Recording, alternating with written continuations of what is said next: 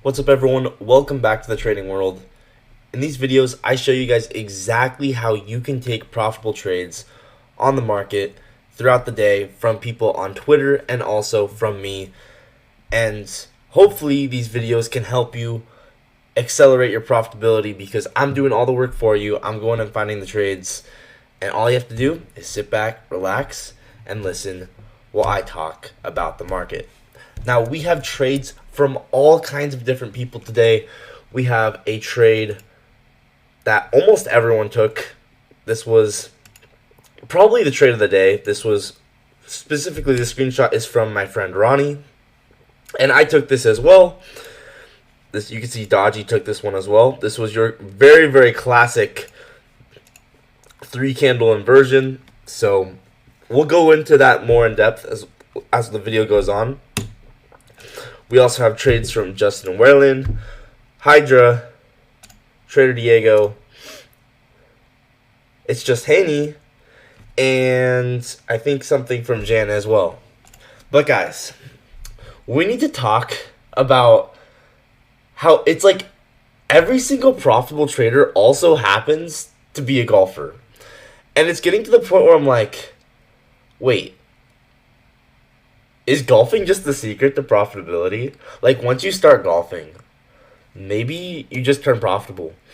And honestly, I've been thinking about getting into golf. It's I don't know. I just feel like once you can peacefully play a game of golf consistently every day, I feel like you just gotta be profitable, right?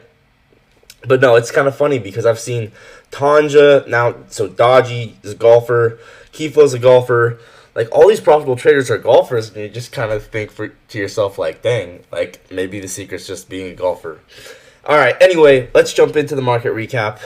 Starting off the day, we have this trade from everyone. You can see Dodgy says, trust your edge. It's this 3-minute inversion.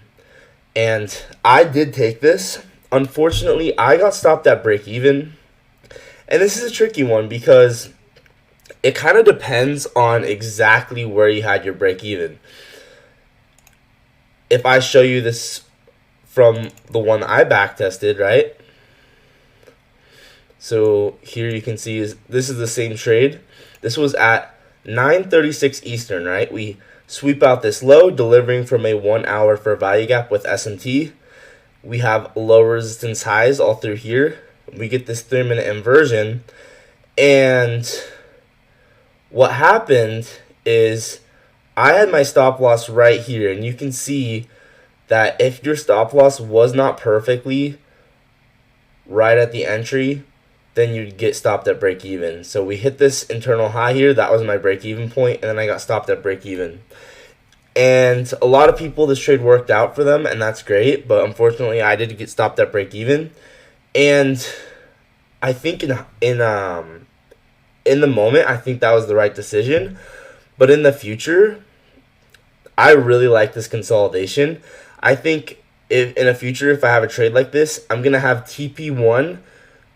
I'm just gonna hold it because of conviction in this consolidation here, and just have TP1 and break even be at the same spot, and then TP2 be right here, because I think there's certain times where you want to go break even fast, but you also want to give yourself wiggle room. And this is what I mean when I say, like, you gotta do break even with what makes the most sense for you, right? For me, I have conviction in these low resistance highs. When we inverse this gap like this, when do we not go at least run and take out this, at least to this line here? When do we not, you know? It's very rarely we don't. So I would have conviction in us running higher. And let's see, we have trades from all kinds of other people as well. Like Haney also takes a very similar trade. Takes it on the lower time frame, anticipating this lower time frame gap to be broken. And this is nice as well because of liquidity. We know that when this inverses, this external gap is probably going to be broken, and you can see we run through all these highs. Let's see, we have, and then so this is where things get interesting. Let's go actually to the main chart here. And so the main thing we had today was this 1 hour gap, and we actually go down and react off of it 3 times. You can see how we push down into this 1 hour gap once, twice, 3 times, and it becomes a support level throughout the day. And every single time we come down here, there's a trade that ends up happening off of it. So, for instance, this first time, it was this 3-minute inversion, right? Where we sweep out this low with SMT. You guys already saw me mark that out. And then we inverse this for value gap. And we run up to these low resistance highs here. But there's a lot of different ways you could take this type of a trade, right? You could have also taken it like Diego took it, where he simply entered right after we swept out the lows and we got a break of structure over this high here. He simply entered. My screen wasn't showing, so I'm going to read you the explanation on how this would actually work. But essentially, we sweep out this low. We get a convincing break above this high, and then we have a nicely placed fair value gap here. You put your stop loss at the low, and this would be your classic 2022 model. And this is essentially the same as how Diego took this trade, except Diego took this on the 2-minute. So the other thing that's cool about what happened this morning is you can see if you measure out this manipulation from the candle bodies, we go right up to that first standard deviation perfectly. So anytime you see me have a standard deviation marked out like this, it's just me measuring out the manipulation that took liquidity. So this move down that takes out this low, I measured out from the body to body, and then that projection of 1 to 1.25 is essentially one standard deviation in the opposite direction. So there were lots of other trades you could have taken. Next one we have is from Camel, and this was later on in the day, and he enters once we inverse this gap right here. And this is really nice because we have this really obvious consolidation here, right, with these low resistance highs. And so this was 1305, inverse value gap on the 5-minute. So let's pull this up. So here you can see is my annotation of the chart. And I like this a lot because we pushed lower and then we get a really nice momentum candle up. This external fair value gap isn't an issue because we know that this external gap is most likely going to get broken because this is such a good liquidity pool. This is such a good consolidation here. So we can enter on these two gaps being put together, being inversed right here, targeting this consolidation. And you'll note as well that this was during the afternoon macro from 1310 until 1340. So that's the time zone that you're expecting to have a trade form for the afternoon. It's 1310 to 1340. That is Eastern time. Then we have a trade from Hydra that happens a little bit earlier. And personally, I would not have taken this trade this early. Now, Hydra is a good trader, so I'm not questioning him. If he likes this trade, he likes this trade. For me, I would like to see more structure form, and then when we get this momentum candle back up that inverses these two gaps like we saw on the 5-minute here, I would much rather enter there because it's much more obvious at this point that this external gap is going to be broken. Versus when this happens, it's not as obvious that this external gap is ready to be broken. So you kind of just have to see the market in terms of liquidity and is this external gap actually going to be probably broken or not? And here, it's not obvious to me, but here, market looks much more ready to go run back up to this consolidation. So that's that trade from Hydra. we have this trade from Justin. Now Justin's model is essentially what flow state is. So if you guys don't know, basically you look for a sweep, so we get a sweep of this high, change state delivery, that's when we close below this low here. So we sweep out this high, close below this low, and he enters on when we retest this area. That's what this blue box is. And then he targets this low over here, this fair value gap around the second standard deviation. Now, personally, the way I would have taken this trade is I would not have taken this until we got a more obvious change state delivery. So if I go over to the chart here, the trade he took was in here on the lower time frame. It was, yeah, it was in here somewhere. Anyway, I think I'm going to be done commenting on Justin's trades because Justin's trading style is a little different than mine, and that's okay, but you can still see here this was a nice trade. Now, I'm going to go over the way that I would take this personally, and that is we have a 1 hour BPR here. That's these two overlapping gaps, this bullish and this bearish fair value gap overlapping with each other. So what I would do here is you can see how perfectly we respond to this, right? Is this 1 hour BPR. You could enter on this change state delivery, but once again, I like to wait for the obvious one. And we have SMT at these highs. So what I would like to do in this situation is personally, I would wait for a more obvious change of state delivery, which we get right here. So there's your change of state delivery. That's a little bit more obvious. And then if you measure this out,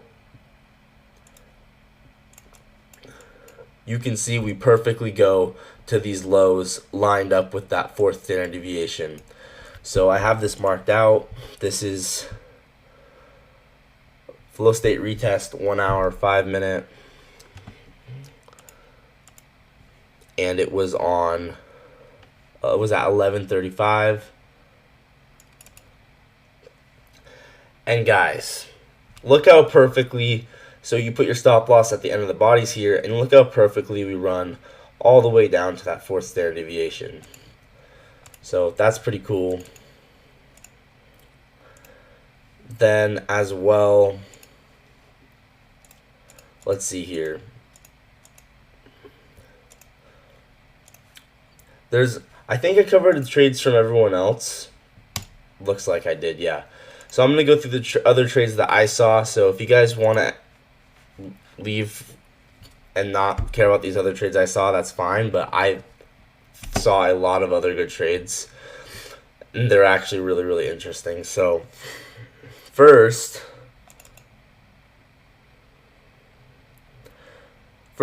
another way you could have taken this, right, is once again, we have that PM macro and this 1 hour for value gap.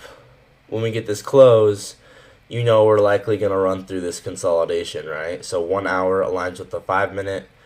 And you can see we go run up to that, take profit.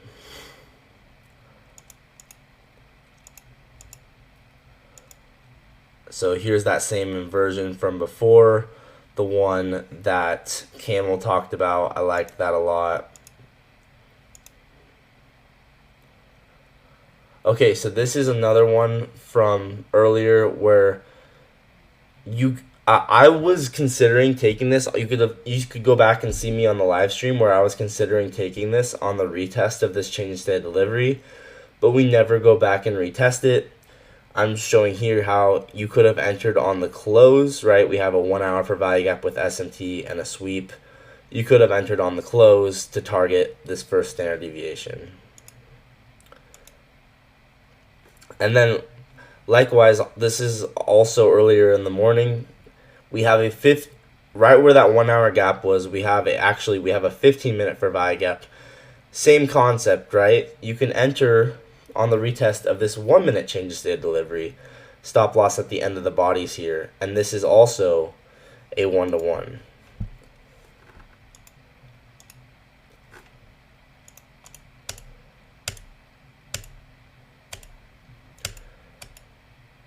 This one is so cool. So guys, we're delivering from a higher time frame gap, first of all, so keep that in mind.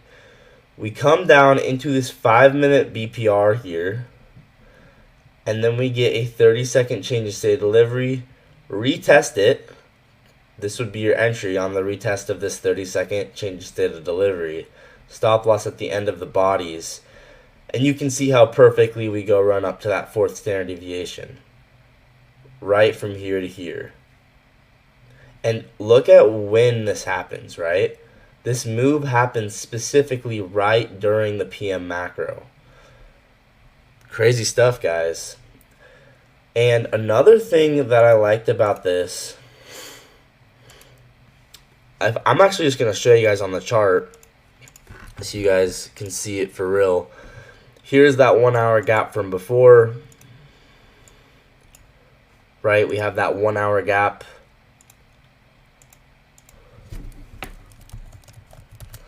And then on the 5-minute,